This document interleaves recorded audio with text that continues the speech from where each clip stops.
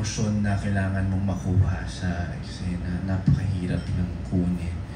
As in, on a normal day, hindi mo naman siya ma-experience, diba? Na makakita ka ng aswang o matatakot ka ng ganun ka-intense. Hindi eh. So, kailangan mo siya i-build up. Kailangan mo siyang hugutin talaga yung takot. Kasi, again, hindi mo siya na-experience on a normal day. Paano ba yung... Sorry, ano yung question? Paano yung... Pakikipagsabayan kay Kuya Richard. Actually, aangas ni Kuya Richard eh. So ako, pinapanood ko siya ng mga unang beses.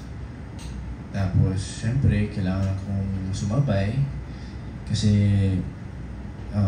magkapatid kami doon. So, kailangan medyo pantay yung ano namin, yung skills ba sa action.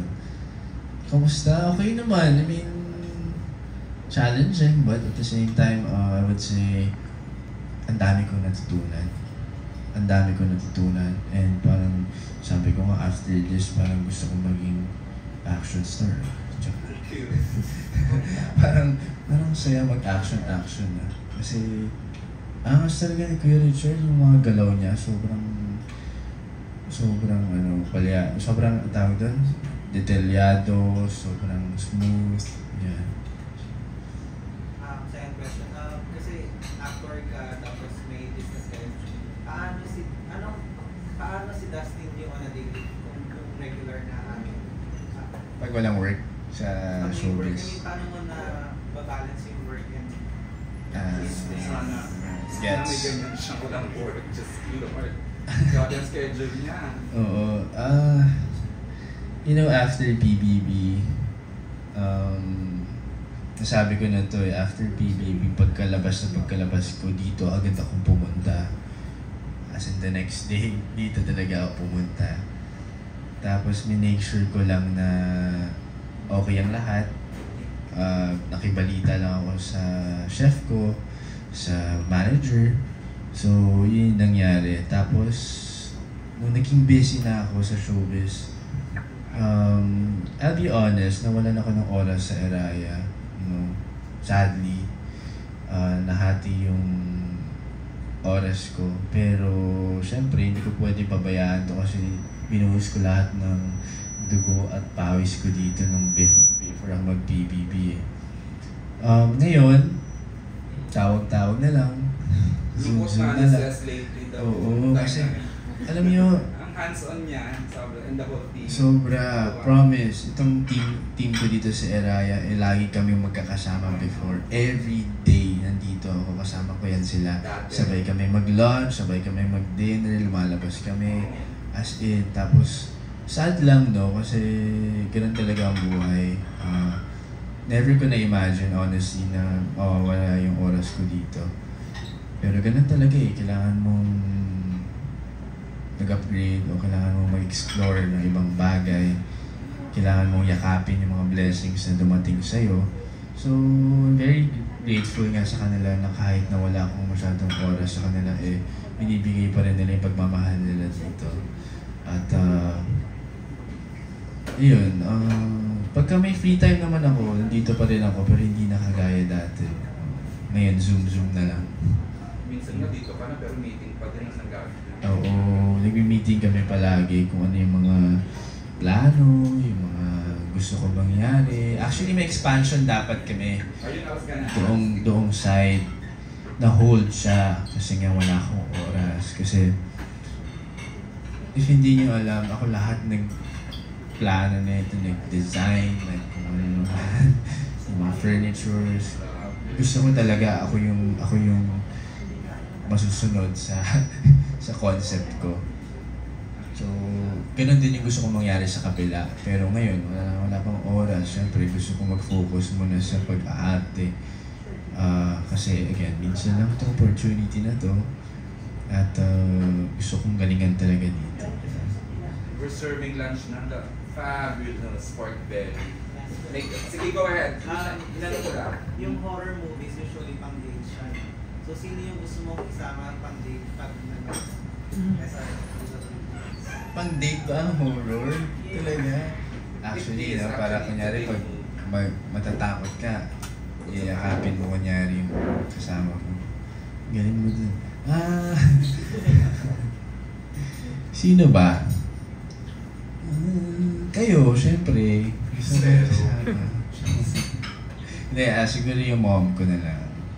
Yeah, kasi hindi ko maalala kung kailan yung last movie niya na napanood niya sa sinehan.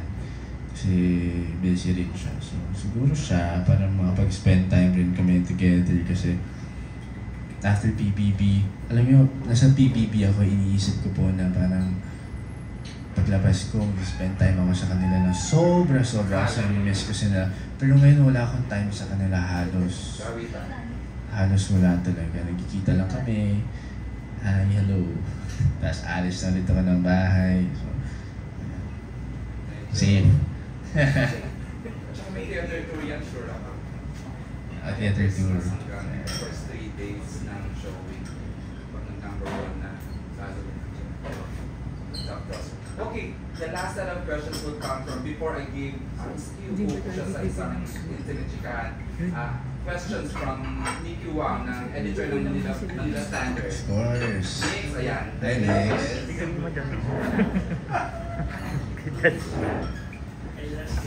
Hello, how are you? Ganda. Tanghali. Ikaw ba before nanonood ka ng mga Shake Rattle Roll movies? Nang hindi ka pa artist? Oo naman, oo. Which one was your favorite? Yung yung Tiyanak, ang title? Undin, oo. Yun. Tagal na nun. Oo, naalala ko, panood ko ba ata sa correct me if I'm wrong basta sa, pwede ko ba i-mention yung channel? Parang bawal, no? Oo, ata. Basta doon, napanood ko siya sa TV. Yeah. Yun.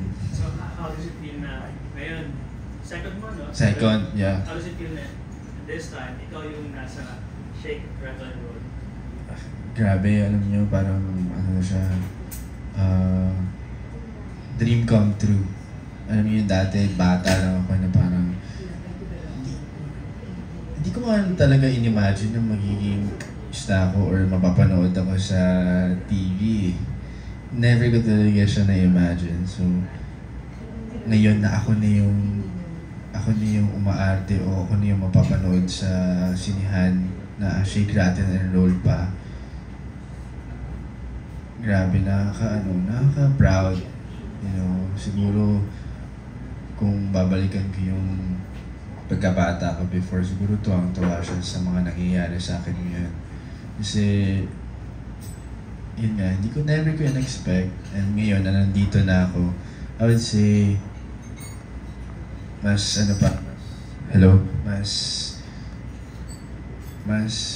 ako kasi every time na may blessings dumarating sa akin, mas nagugutom pa ako. Mas na-excite pa ako for what's next for me. So, ayan. Speaking of being proud, of course, marami naging proud sa'yo sa nakunang karera mo this 2025. Pero ikaw, to sum up all the things that happened sa career mo this 2025, and of course, you're going to end the year on a high note with a movie, promoting and all. In a few words, how would you describe your 2025? Oh. Wow. In a few words.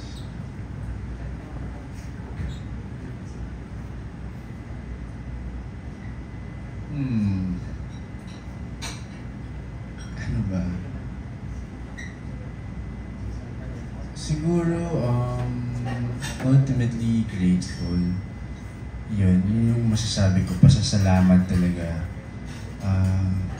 Wala akong ibang masabi. Wala akong ibang feel kung hindi talaga pasasalamat talaga sa lahat ng blessings at sa lahat ng tao na sumuporta sa journey ko bilang Dustin at bilang aktor. Ibang klase yung blessings na dumating sa akin this year. At wala akong ibang dapat ma-feel kung hindi pasasalamat talaga, you know. Diyan naman nagsisimula yung blessings kung marunong kang magpasalamat. Darating yung blessings na yan. Ayun, lagi ko sinasabi, even sa mga captions ko, even sa mga interviews, na sobrang grateful ko talaga kasi magtataka ka na lang kung number one, bakit? Diba, minsan magtataka ka na lang kung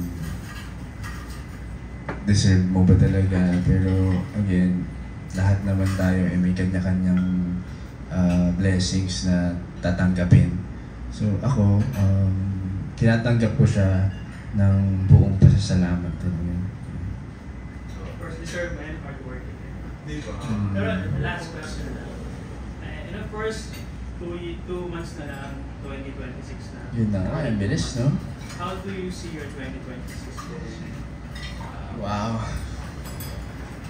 As much as I want na sabihin na makapagbakasyon, medyo iniisip ko rin talaga na mas mag-grind pa sa trabaho. You know,